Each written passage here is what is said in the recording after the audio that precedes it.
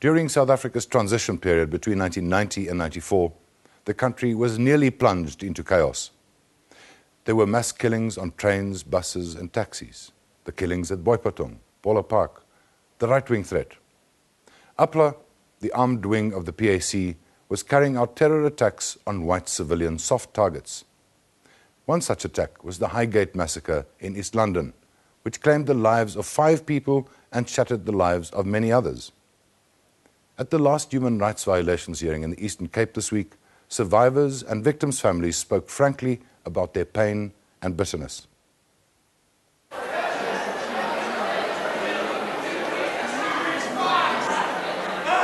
Imagine this pub filled with locals having drinks and relaxing on a typical Saturday evening. But on this night, just after 10 o'clock, the unthinkable happens. 2 gunmen spray the pub with bullets, hurl hand grenades and tear gas canisters into the bar area. They escape. The killers are members of the PAC's armed wing, APLA.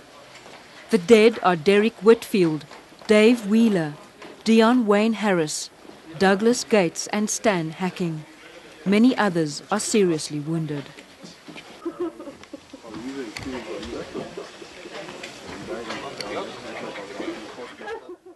It felt like a nightmare. It was a nightmare to me.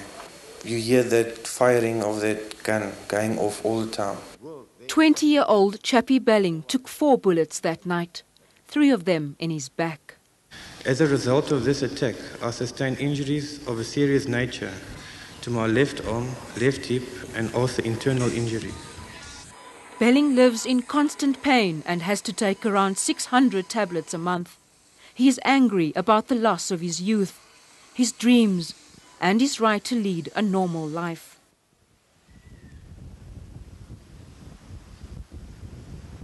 My social life, I've got no more social life as such. I was very bitter about it.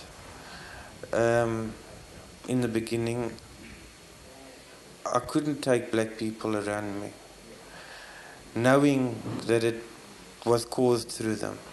But then I realized that it's not the black people that I must be angry with. It's those that done the harm to me. On Tuesday morning, the TRC led an emotional return to the scene of the shooting. But there should never be a repetition of an act such as this one. So we ask you to pour your Holy Spirit upon the hearts, bleeding hearts of your people.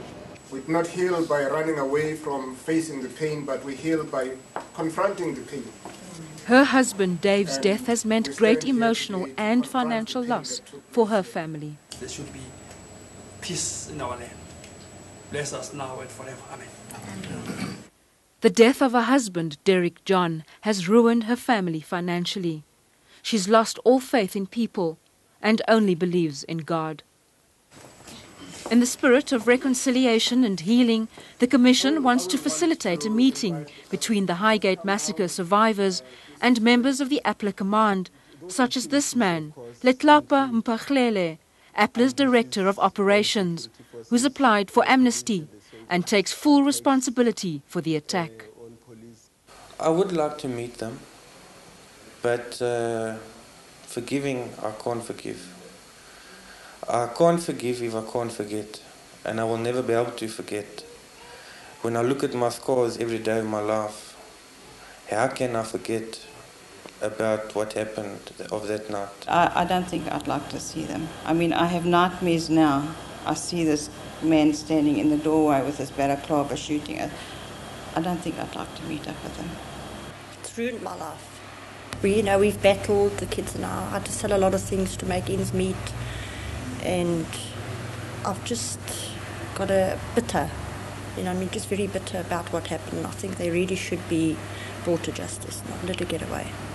I would have no hassle in meeting them. I would say to them, I believe that you are the one who killed my husband, and today you're walking away from me, but when you meet Jesus face to face, you'll have to stand and answer, and he will judge you, not me.